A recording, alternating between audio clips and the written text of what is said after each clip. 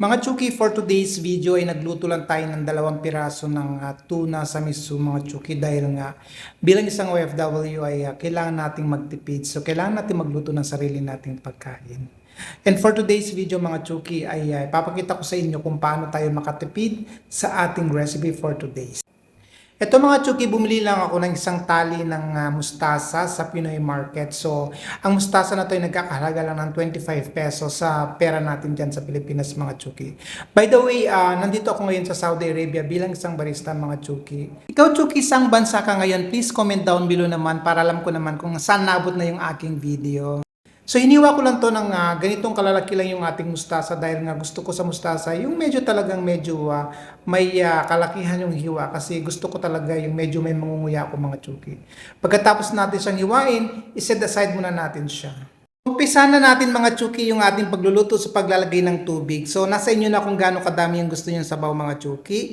Pagkatapos ay ilalagay na lang natin yung ating hiniwang sibuyas mga Chuki. So 1 piraso ng sibuyas lang yan.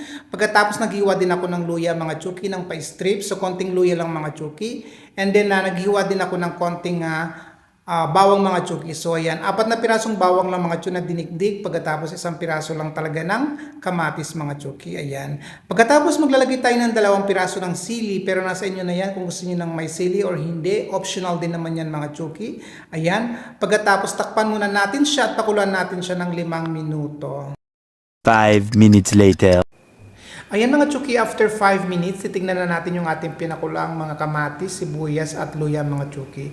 So yan mga Chuki, kailangan muna natin siyang pakuluan kasi para talaga lumabas yung lasa ng ating luya, kamatis at saka yung sibuyas mga Chuki, ganoon din yung ating bawang. Kasi kung idireta natin agad mga Chuki, talagang wala talagang lasa yung ating mga gulay. Pagkatapos, ilalagay na natin yung ating 2 piraso ng isda mga Chuki para talagang maluto na rin yung ating recipe for today's video. Sa pagluto naman ito mga Chuki, it takes 20 minutes lang naman talaga. So kung mabilis ka lang talaga magluto, 15 minutes lang naman yung ating isda, maluluto na yan.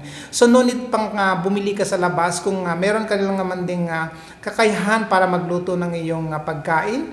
Mas masarap pa kasi alam mo kung ano yung mga hinalo mo sa iyong recipe mga Chuki. After that, maglalagay lang tayo ng konting ground black pepper and konting salt lang mga Chuki.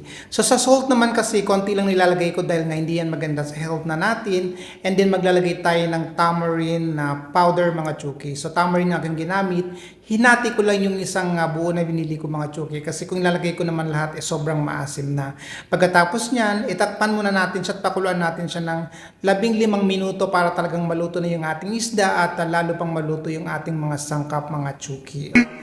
15 minutes later. Ayan mga Chuki, after 15 minutes, ito na yung ating pinakuluang isda mga Chuki. So, I'm sure mga Chuki, luto na to kasi yung isda naman is 15 minutes lang talaga siya. And then maluluto na siya. O yan. So, nanunot na yung kanyang lasa mga Chuki. And then it's time na natin, ilalagay na natin yung ating hiniwang mustasa kanina mga Chuki. Ayan.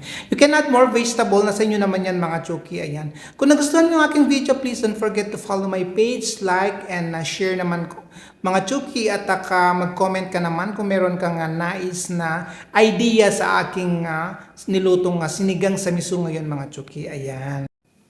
Ayan mga Chuki, pagkalubog ng ating gulay, so ang gagawin natin ngayon is tatakpan muna natin siya at pakuluan natin siya ng 2 minuto at para talagang maluto na rin yung ating gulay.